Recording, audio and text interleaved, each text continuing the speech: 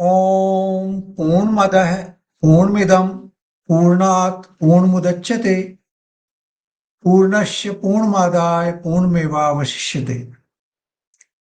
So welcome to our Saturday morning session on Bhagavad Gita. Today we shall continue our journey from verse number 33 of chapter 18. Now this verse talks about dhriti. So let's go through the text and then we will explain it a little further.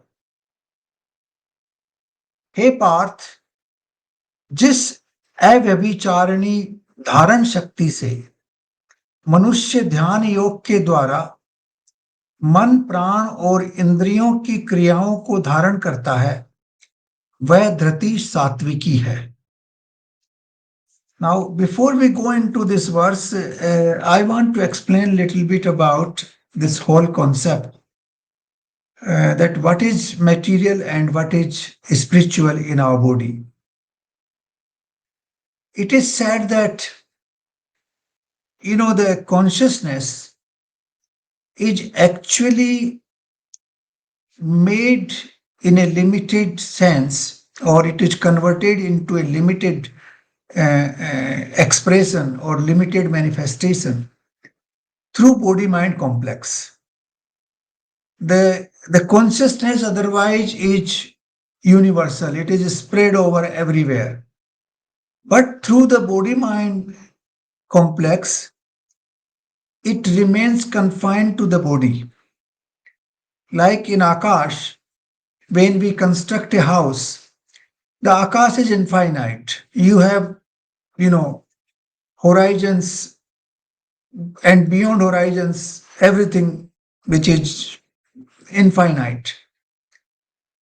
But when you construct a house with four walls, then that Akash gets confined to those four walls, which we call house, or whatever name we give. We call it a godown or a theater or a shopping mall.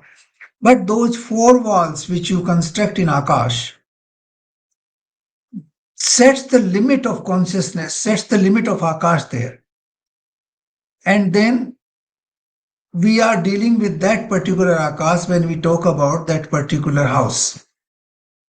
Similarly, the consciousness becomes limited when we talk about body-mind complex, because that body-mind complex limits the consciousness to that particular sphere or particular area. And that is what our body-mind complex is. So in the body-mind complex, we have consciousness, and then we have prakriti, that is rest of anything which is beyond consciousness is prakriti. Now we have seen prakriti is expressed in variety of ways in our body. The gross body itself is prakriti. It's made of the food we eat, and food comes from the nature. And then this body is controlled by sense organs, five senses of action, five senses of perception. Those senses are also part of prakriti.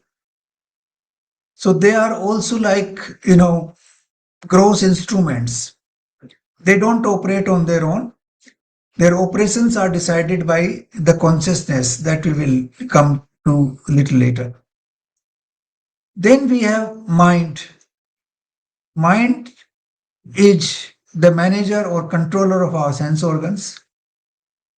And then we have intellect, which is providing what you call intellectual input to the mind, that this is good, this is not good. It analyzes the pros and cons of a particular situation and gives you a particular analysis which mind uses to take a final decision. Now, when you analyze a situation in the mind and you come to a particular conclusion, then before you take the decision, you have to take care of dhriti. Dhriti is when you actually analyze a particular situation and then come to a conclusion In order to implement that conclusion, the dhriti comes into play because you have to hold it in yourself. This is what I am going to do. And then dhriti stabilizes your decision and then you act. Then your action comes into play. So all these elements, the gross body, the sensage, 10 sensage, then the mind, intellect and dhriti, they are all part of Prakriti. They do not have their own innate life. The life force into all these elements come through the consciousness. Like when a person dies, his sense organs are still there. His mind is still there, but they become inoperative because the operation happens because of the consciousness. So, this is the difference between what we call Kriti and Purush, the combination of the two which runs our human system. That combination has to be understood, and in which intellect and dhriti are also one of the important elements. And that is what Lord Krishna has already explained in the previous verses about mind, about intellect. Now he has come to dhriti. So dhriti is uh, a Sanskrit root which comes from dhri. Dharti also the on which we stand, prithvi, that also comes from the same root. Dharya also comes from the same root, that is, you hold yourself, you have that holding power. So that dhri, that is the Sanskrit root for all these words. And it basically means to hold, and then without holding, you cannot actually take a decision and implement it. So this is a very subtle element of human constitution which comes into play. We have always been talking about the body and senses and mind and intellect, but we did not talk about dhati. Now, Lord Krishna has actually referred to this as an important element uh, which holds us and through which we finally implement our decision, whatever decision we take. So here, Drati can also be uh, sattvic, rasic, and tamasic. So what he is saying here is that hey Parth, jis avabhicharani dharan shakti. Now avabhicharani means which is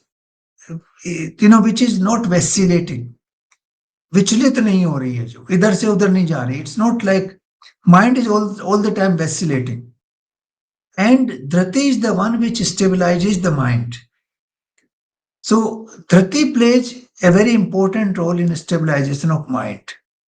And that is what he's saying. Avabhicharani means without deviation, without vibration, without any movement. It holds you there. That Shakti, मनुष्य ध्यान योग के द्वारा मन, प्राण और इंद्रियों की क्रियाओं को धारण करता है. Now dhriti is also the root of dhyana. When you can stabilize yourself in a particular situation, that is dhriti, and dhriti actually is leading to dhyan. Without dhriti, you cannot have dhyan. So dhyan is again the same, the word, emanating from the same root dhri. So this is what he's saying, that the person who is not vacillating and who is constantly in one particular situation, and that situation stabilizes his mind, his pranic energy, and his senses, then that person, dhriti is sattvic dhriti. If the dhriti is not sattvic, then you will be vacillating all the time. You find a lot of people who are, going left and right, They are constantly, changing their opinion. They are perennially in dilemma whether I should do it or should not do it. It means their dhriti is not stable. And that dhriti will be coming in the other verses. Here, Lord Krishna is talking about that dhriti which is अव्यभिचारिणी means absolutely stable, जिसमें कोई अपभ्रंश नहीं है. That kind of dhriti which is absolutely stable, and that dhriti, if it is aligned with your mind, with your pranic energy, and with your sense organs, then that dhriti will be sattvic dhriti. Now, next verse. Parantu he prathaputra. Now, the many words he is using for Arjun, prathaputra, that is also one of the names of Arjun. हे प्रथापुत्र अर्जुन, फल की इच्छा वाला मनुष्य जिस धारण शक्ति के द्वारा अत्यंत आसक्ति से धर्म, अर्थ और कामों को धारण करता है, वह धारण शक्ति राजसी है. Now there are many things here. फल की इच्छा वाला मनुष्य, that is one thing. Second is asakti, that is attachment. Then dharma, artha और कामों को धारण करना. So these are very important, words which have been used in this verse. So he's saying, hey Arjun, जो व्यक्ति, the person who is desiring to have some sort of outcome, some sort of result, some sort of recompense, that person who is attached to the wealth and to desires, now that person's dharan shakti is rajasic. Now dharan shakti itself is not rajasic. It becomes rajasic because of the desire to have an outcome, then the tendency of attachment to the wealth and to desires. All these things make it rajasic. Trati itself is neutral, but because of these factors, it becomes rajasic. Rajasic is basically a person who is working hard, but he wants outcome of his work. Like all the business people, they work hard, they invest money, they invest their energy, they invest their talent, but they want success, they want results. So that is rajasic tendency. In fact, 90% of the people in the world are rasic, whether they are, in power, or whether they are wealth creators, or whether they are service renders. All those people who are aspiring to have an outcome of their efforts and who are attached to those efforts because of desire for wealth and desire for, other, expectations, then that becomes rasic. So that is the main quality of rasic activity. So here that dhriti, which is attached, which is expecting an outcome or a result, and which is attached by wealth and desires, is rasic. Sattvic is always that part which is devoid of all desires, which is not expecting any results, but which accepts whatever results come out of his effort. He puts in his best effort, but without any expectation. And whatever is given by the samasti or by the universe is acceptable to him. Then that part is sattvic. But in Rajasic, we expect a result, and when the result does not come, we become disappointed. And that disappointment becomes the cause of our disturbance, for internal disturbance in the body and in the mind. So this is what the Rasic Dharan Shakti is. Then next one, verse number 35.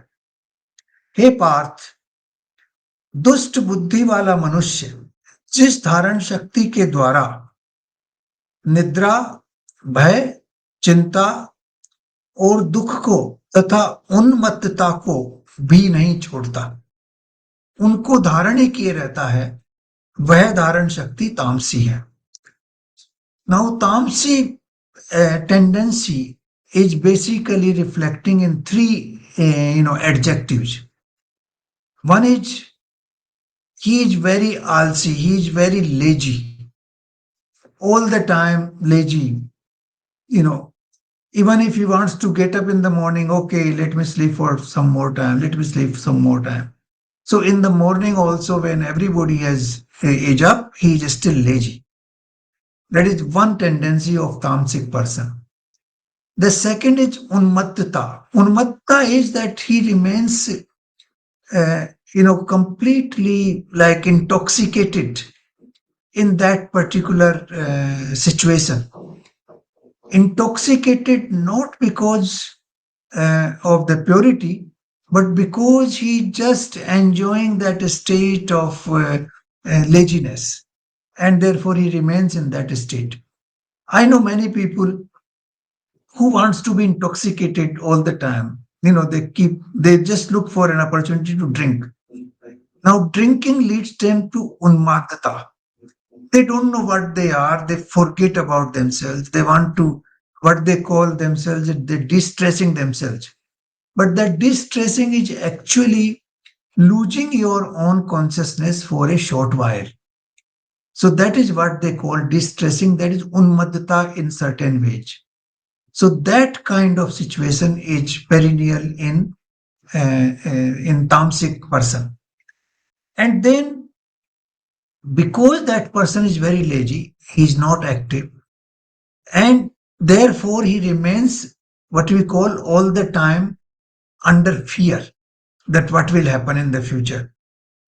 So nidra, bhay or chinta, these are the three qualities. Nidra is associated with laziness.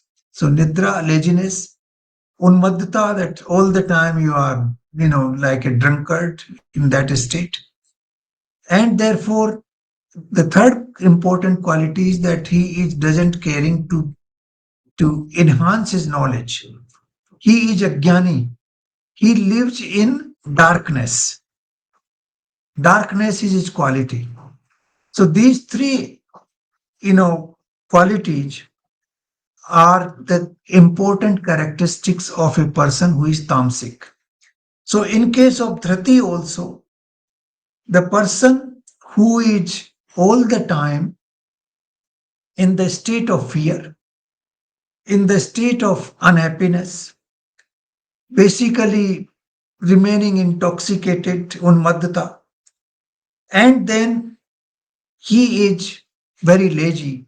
That kind of person, he has a dharan shakti or dhriti, which is very, very tamasic.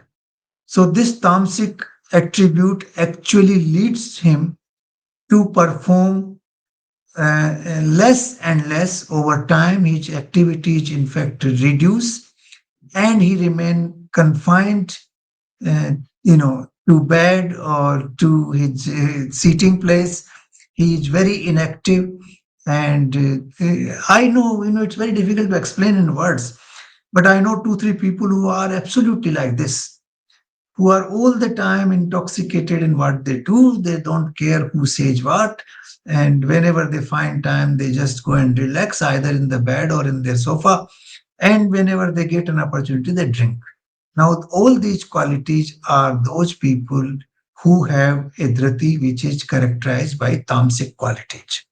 So, this is what Lord Krishna is explaining. This dhriti has not been explained in the past when he explained the entire what you call body mind complex. If you look at verse number 42 or 43 of chapter 3, where he explains all this, he did not explain dhriti at that time. So it is good thing that we now know that there is another characteristic in our body mind complex, which is called dhriti, which actually uh, holds us in taking a particular decision, and then we implement the decision. So this is what Lord Krishna has explained in verse number 33, 34, and 35. Now, verse number 36 and 37, let them, they are together.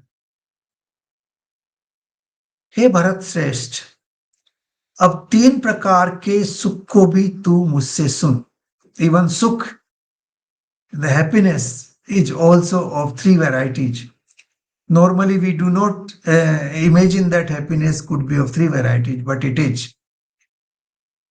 जिस सुख में साधक मनुष्य भजन, ध्यान और सेवा के अभ्यास से रमण करता है और जिससे दुखों का अंत को प्राप्त होता है, ऐसा सुख आरंभ में यद्यपि विष के समान प्रतीत होता है, परंतु परिणाम में अमृत के तुल्य है. Now, one sukh, like for example, a person is walking in a heat, he's tired, he's sweating, and all of a sudden he gets a good shade of a tree, he sits down there. Now he gets, great sukh, he gets great happiness. Now that is the sukh which comes after, working very hard, after sweating, after doing a tap or tapasya. Now that sukh is giving you far more happiness than a sukh you are sitting in an air-conditioned room all the time.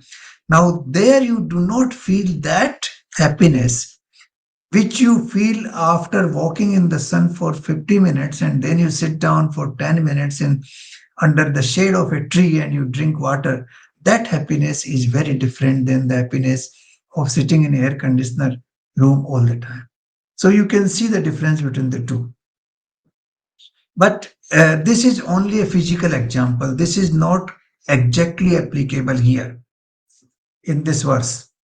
Because in this verse, the sukh which comes after, tapasya, after what we call bhajan, dhyan, seva, that sukh is eternal.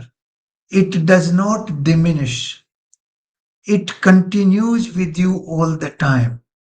Then what the word which has been used here, उसमें आप रमण करने लगते हैं. रमण means that becomes part of you.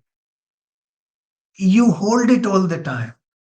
So let's read it again. हे भरत श्रेष्ठ, अब तीन प्रकार के सुख को भी तू मुझसे सुन. तो पहला सुख, सात्विक सुख. जिस सुख में साधक मनुष्य भजन, ध्यान और सेवा के अभ्यास से रमण करता है. भजन is prayer to the supreme. Now that prayer is to the supreme. It is not by name. It is to a power which can be designated by any name. You can call that power Ram or Krishna or Allah or whatever name you give. But the power is the supreme power which regulates this whole universe, which is the cause of this universe and where the universe ultimately dissolves. So if we are, bhajan means to realize that power in one's own self. Whenever we are, in whatever capacity we live, we realize that I am the product of that power. That power is regulating my life and I'll be finally dissolved into that power. That is actually bhajan. Bhajan is not necessarily sitting in a temple and taking a mala and then reciting certain things. That is also good. Actually, that is a good training for a proper bhajan. But the actual bhajan is to keep reminding oneself that I'm the part of that supreme is regulating this universe and my life, and I'll be finally returning back to the supreme. It is real bhajan. Then dhyan means if you have that kind of bhajan, then obviously you will be constantly thinking about that supreme power which regulates and which is the cause of our existence, which is the cause of our dissolution, everything which happens because of that. So then your dhyan will be in that particular power which regulates this universe. And then seva is basically, also to the Supreme, but to other humans as well, to other species of life, to dedicate your life for the well-being of others. Now that is seva. So these three qualities, bhajan, dhyan, and seva, if one does that, and one is constantly driven by these three forces, then what happens? दुखों के अंत को प्राप्त हो जाता है. Then he comes to an end of all miseries. All miseries disappear by that time. And this kind of sukh, this kind of happiness, and this kind of pleasure, in the beginning, it appears to be very difficult. It's like wish. But परिणाम में अमृत के तुल्य है. इसलिए वह परमात्म विषयक बुद्धि के प्रसाद से उत्पन्न होने वाला सुख सात्विक कहा गया है. Now here it's very important. परमात्म विषयक बुद्धि के प्रसाद से, that your intellect is now dedicated to the supreme. परमात्मा को डेडिकेट है. आपकी बुद्धि जो है परमात्मा विषयक हो चुकी है. That's all the time dedicated to the Supreme. You are all the time thinking of that Supreme force in your mind and in your intellect. Then the pleasure, the happiness which arises in yourself after realizing this, that is sattvic. So the sattvic sukh in the beginning looks very difficult. In fact, it looks like unhappiness, because you have to do bhajan, you have to do dhyan, you have to do seva, which is not an easy task, and not many people are inclined to do that. So bhajan, dhyan, seva, these are the three important qualities of any human being who want to attain eternal peace and happiness in life. So he has to pass through this route. Let me explain bhajan. Bhajan is again constantly reminding oneself about the supreme force which is regulating this world, this universe. Dhyan is to stabilize yourself in that supreme force, that this is the supreme force which governs the life of everyone. So that is dhyan. And then seva is, serving all those species of life, humans and others, as well as, service to the Supreme, that you are doing their well-being, you are taking care of their welfare, their well-being, their good. You always think about their goodness. That is seva. If these three qualities are there, they will obviously in the beginning give you lot of trouble. You will have to work hard, you will have to sweat, but ultimately you will reach the end of all unhappiness, and you will reach what we call Paramatma Visayak Buddhi. In Sanskrit, it says Matma Buddhi Prasadjam.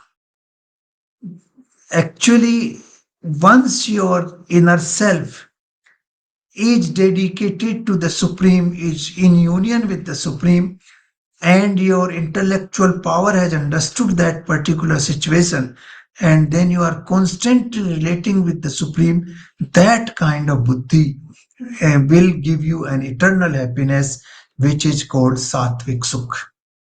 So this is what Lord Krishna has explained in verse number 36 and 37. Now, if we want eternal happiness, then we have to go through this route. You will realize, and everybody realizes, that when you donate something to others, or you do something good for others, you expand, you become happy. Automatically happiness comes in your own self.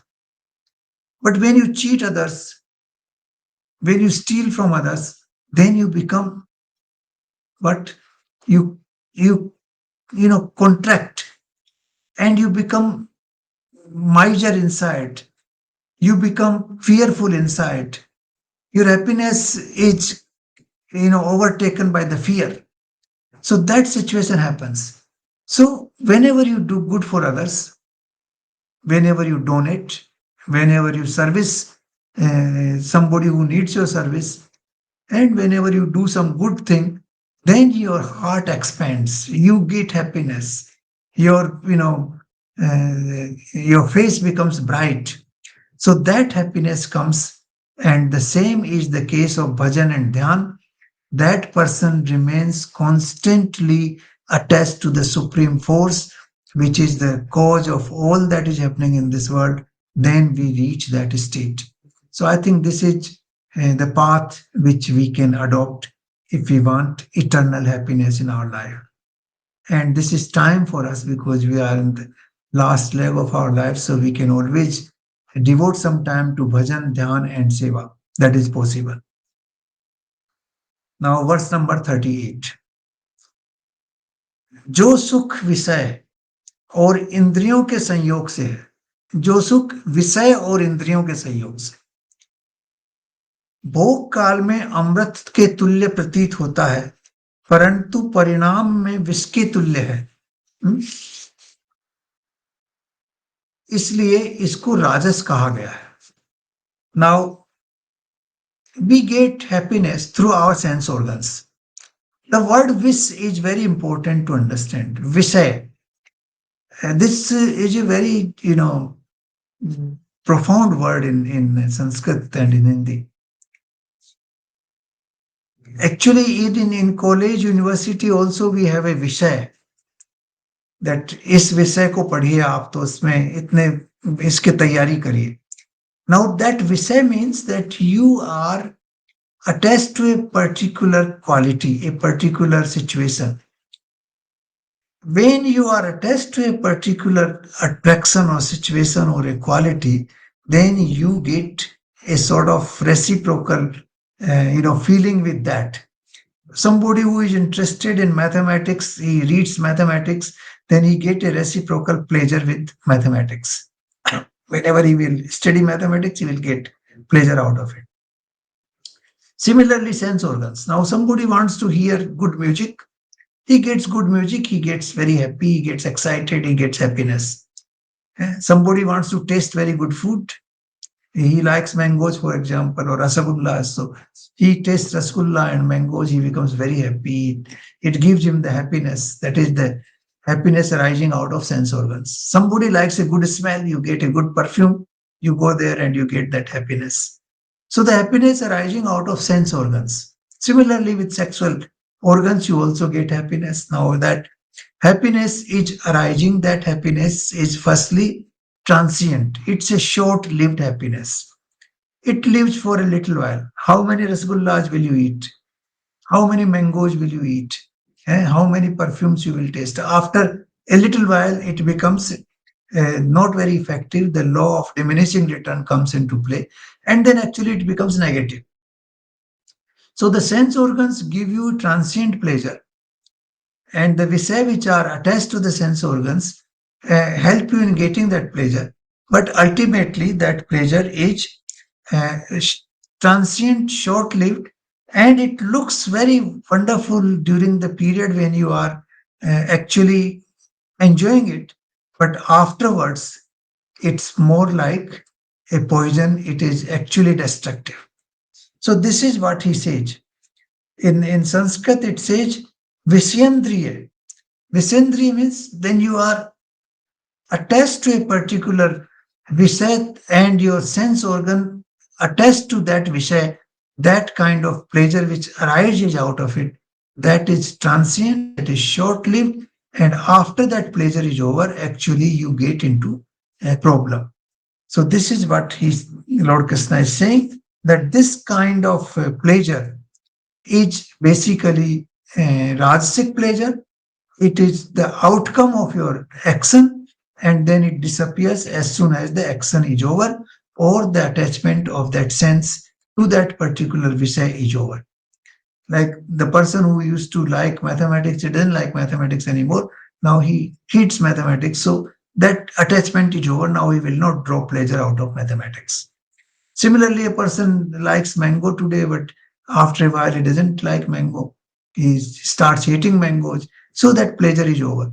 But even during the time when you are consuming mangoes, even that time, after a little while, it will become negative, and then you will not be able to get that pleasure. So all these pleasures are transient. They come through your sense organs. They come through the attachment to a particular vishay and the sense organs, like music and sense organs, for example. Somebody may like this, the sound of aircraft, so aircraft and your sense organs, organ of hearing. So that attachment is there, and that attachment gives you transient pleasure, and then slowly, slowly that pleasure becomes negative, and then disappears completely, and in fact become negative later on. So that is called rajas pleasure, rajas sukh. Then we go to the tamas sukh. Now tamas sukh is very interesting. It's a very interesting to observe also. जो सुख भोग काल में तथा परिणाम में भी आत्मा को मोहित करने वाला होता है, बड़ा इंटरेस्टिंग वर्ड है मोहित. वह निद्रा, आलस्य और प्रमाद से उत्पन्न सुख तामस कहा गया है. Now mohit means you are captivated by a particular situation, and like a person who is captivated by you know intoxication, he is captivated. Some people is captivated by smoking, so he is captivated by that. Some people is captivated by a quality, a particular food, so he is all the time eating that kind of food. So mohit means you are completely sammohan, means under the spell of that particular thing. That particular item has is actually ruling your body mind complex. So that is called sammohan ya mohit ya total captivity of the person. So the person is captivated totally by that particular situation.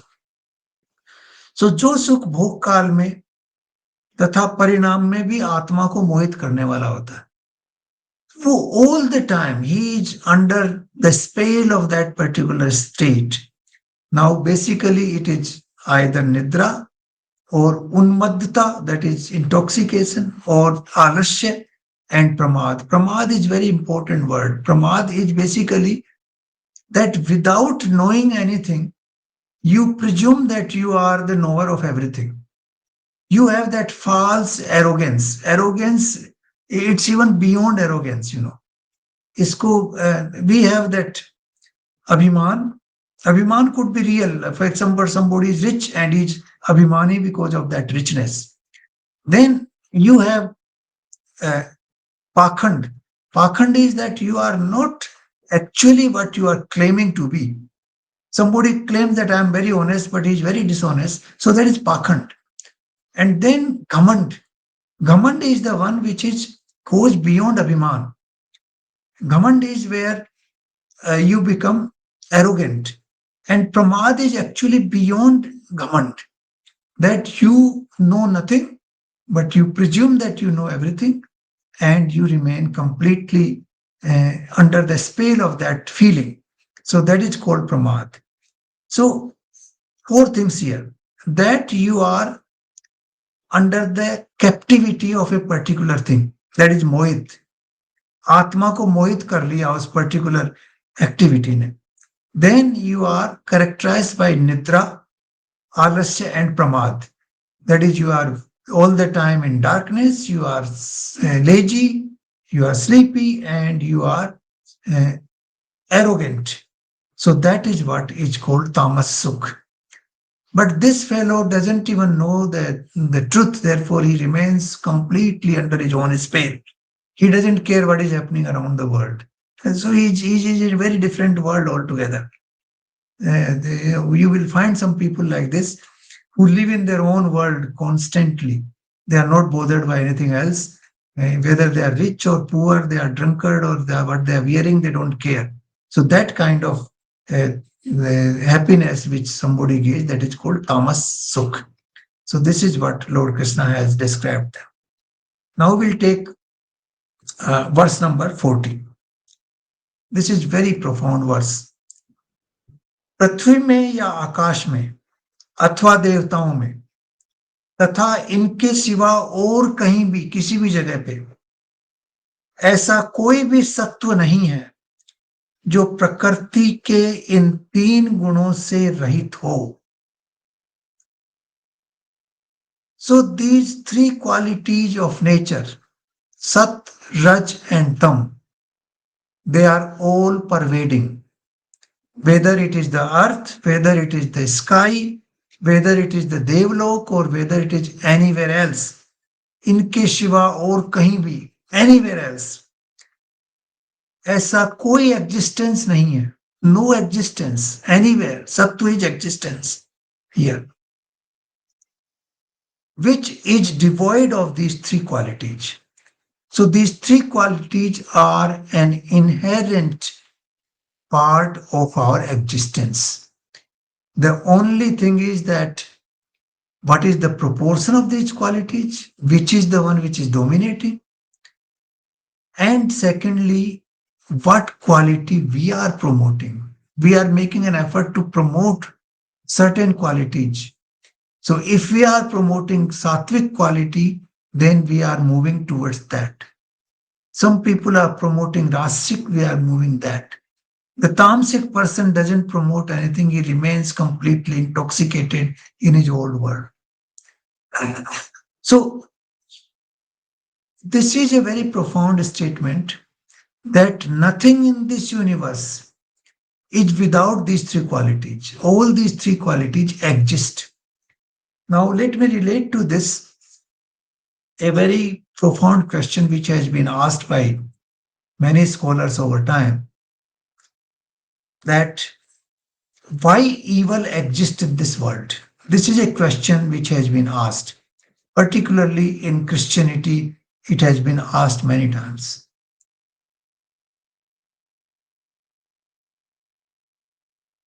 In Christianity, the name God comes from goodness. That good, everything which is good is God. The God is very kind. वो दुख का हरण करने वाला है. He takes away all your, unhappiness. He is very, what we call dayalu. He is very, very kind to everybody. That is what we describe. When we describe the Supreme, we use these adjectives, which are good, which are kind, which are, positive in every respect of human life. But then why does this, evil comes? Where does it come from? If the God is all pervading this universe, if he is the cause of causes, if everything appears from him, everything dissolves into him, then why does this evil come into place? This is the question. That's the profound question. And the Christianity has not been able to answer that question properly. They simply say that there is a Satan. In addition to the God, there is a Satan who comes into play and he creates problem. And he gives rise to evil. So then people may say, if the Satan is more powerful, why should I care for God? I should go to Satan's Saran. Why should I live in the domain of God?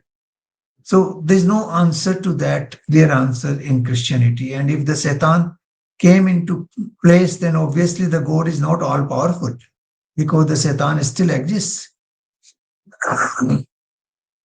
But in Gita, this question has been answered in a very profound way. It is not the Supreme which is causing evil. Evil is being caused because of these three inherent qualities of nature: sattvic, rasic, and tamasic. These qualities are inbuilt in every manifest body. Like our body is manifest body. It is vyakt. Or, for example, a body of an elephant, it's a vyakt. Anything which can be understood by our sense organs is called vyakt. The things which cannot be explained by our sense organs is called avyakt. So the vyakt part definitively has these three qualities. That is what Lord Krishna is saying here in verse number 40. that no existence in this universe can be devoid of these three qualities. And because of these three qualities, the evil comes into play. The desire to have outcome comes out of rajasic quality. The indolence, the indolent behavior, or the behavior of intoxication comes out of tamas quality. And both of them can lead to crimes. Somebody wants to earn money, he might resort to crimes to earn money. Some people who is indolent, he doesn't know what he's doing, he's living in darkness all the time, he might commit crimes in the process. So the crimes are committed because of two reasons. One is your selfish interest, and second is your agyan, your darkness. These are the two fundamental reasons for crimes. And that is where evil comes. Evil comes from the rajasic and tamasic qualities which are inherently inbuilt into the nature, and they form part of everything which is manifest, because everything which is manifest has two parts: consciousness and nature, the prakriti and the purus. And that is why the evil comes into play. This has been explained earlier also, little bit in Bhagavad Gita, but it is very clear, this answer, that why evil exists in the world lies in the fact, because these three qualities are inherent in the nature, and nothing can come into existence without these three qualities, because Prakriti and Purush both must combine for the manifest world. Manifest world is possible when both the consciousness and the nature, they act together and come into being, and the manifest world comes. And in that manifest world, the qualities of rajas and tamas are inherent because of the nature or the prakriti, and that is why what we call, we get evil in the world. So we will stop here today at verse number 40, and we'll continue our journey next time. But basically, in this chapter and in the previous chapter, Lord Krishna is analyzing these three qualities, how they are inbuilt into everything in this universe, in our own personality, but also in the other manifest, existence, existence, other species of life, other features of nature. Everywhere these three qualities are in existence, and we are governed by these three qualities. So these qualities help us in analyzing our own personality, and then guiding that personality towards sattvic, uh, you know, uh, direction. And once we reach the sattvic direction, we can transcend all the three qualities, and then we can be one with the Supreme or one with the consciousness. So that would be called Gunatit. Then we reach beyond all the three qualities. Then we are beyond the what we call dualities of life. There are no dualities, no day and night. There's no past and future and present. Everything is present and everything is positive and everything is shining bright. That is the state where we reach. Thank you.